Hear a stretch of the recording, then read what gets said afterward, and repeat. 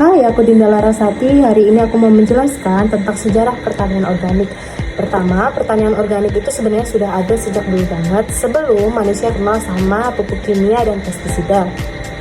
Dulu petani cuma pakai pupuk alami seperti kompos, pupuk kandang, untuk menjaga kesuburan tanah. Tapi setelah revolusi hijau sekitar pada tahun 1960-an, para petani mulai banyak menggunakan pupuk pestisida atau kimia supaya hasil panennya itu lebih banyak. Nah, sayangnya penggunaan bahan kimia secara terus-menerus bikin tanah jadi rusak, air tercemar, bahkan bisa mengganggu kesehatan. Dari situlah muncul gerakan pertanian organik yang tujuannya untuk mengembalikan keseimbangan alam dan menghasilkan tanaman atau produk yang lebih sehat. Di Indonesia, pertanian organik mulai berkembang tahun 1980-an, makin berkembang lagi di tahun 2000-an seiring makin banyak orang yang sadar pentingnya hidup sehat. Terus, kapan pertanian organik mulai dikenal di Indonesia, Kak? Nah, pertanian organik di Indonesia itu mulai dikenal atau mulai ngetren pada tahun 2000-an. Seiring makin banyak orang yang sadar pentingnya hidup sehat dan bebas dari pestisida. Nah, kalau keunggulan dan kelemahan antara pertanian organik dan pertanian konvensional itu apa, Kak?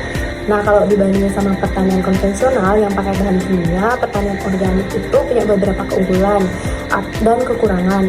Kalau untuk keunggulannya, itu hasil panennya sudah pasti lebih sehat dan bebas dari residu. Kedua, bisa menjaga kesuburan tanah karena memakai bahan organik. Ketiga, lebih ramah lingkungan dan mendukung pertanian berkelanjutan. Selanjutnya, kelemahan pertanian organik yaitu hasil panennya lebih sedikit biasanya di awal dan butuh tenaga juga waktu yang lebih banyak. Proses ubah lahan organiknya bisa memakan waktu sampai 3 tahun dan sertifikasi juga pengawasannya masih sangat mahal.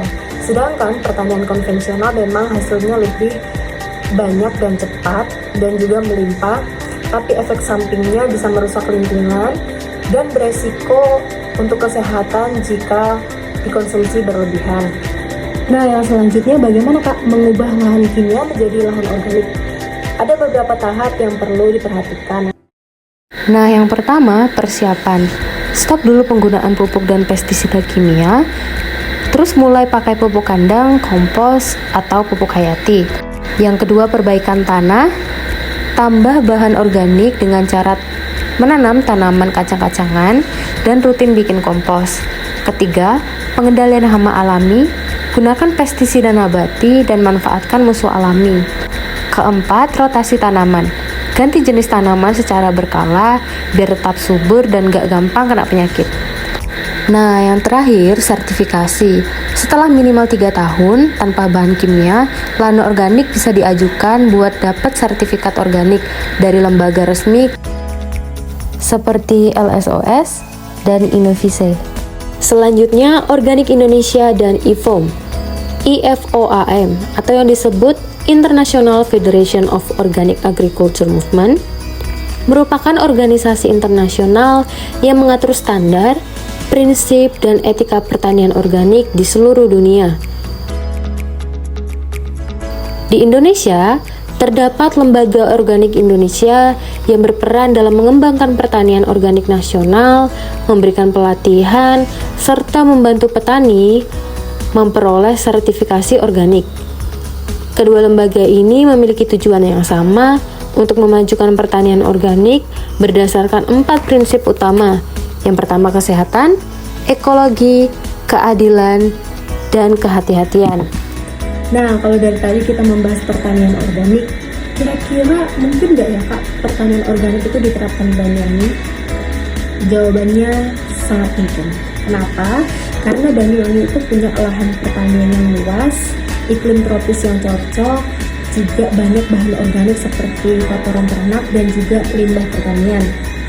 Selain itu, daerah Banyuwangi itu terkenal banget dengan pertanian dan wisatanya. Jadi kalau pertanian organik itu diterapkan, bisa juga sekalian nih mendukung wisata agro dan meningkatkan jual produk dari pertanian. Nah, mungkin nanti tantangannya di pengetahuan petani, juga dukungan pemerintah daerah dan kestabilan pasar organik.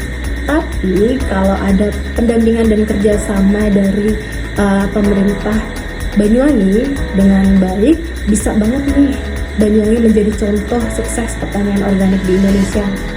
Kalau kamu gimana? Mau menjadi salah satunya?